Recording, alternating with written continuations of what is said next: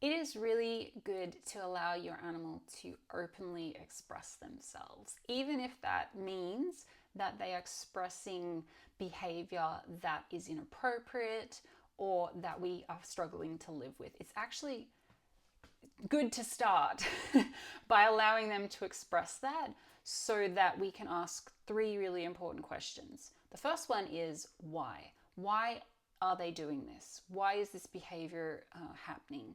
When we understand the why and we get really clear on that and we understand that from the animal's perspective, not from our perspective, because the way we perceive things as humans and the way animals perceive things can be polar opposites. So it's really important that we understand the animal's perspective of the world.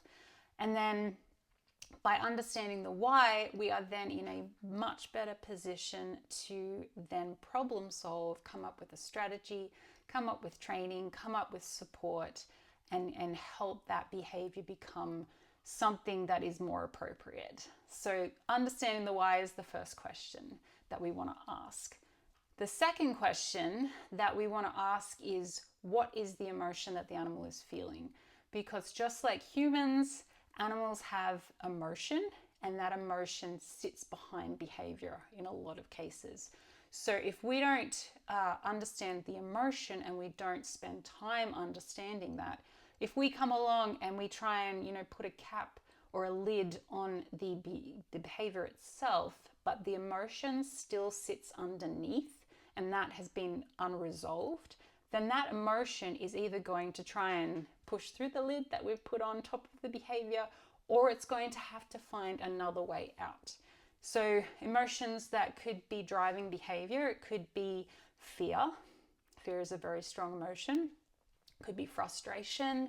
It could be uncertainty. Behavior comes from a place of, I don't know what to do, so I'm going to do this behavior, even though it's like, there could be better options. It could also be joy or happiness. The animal might be doing a behavior that we are not liking, but they are getting something joyful from it. So we need to understand, okay, what is the emotion and how can I meet that emotional need so that I can then redirect that emotion into some other behavior or some other support strategy.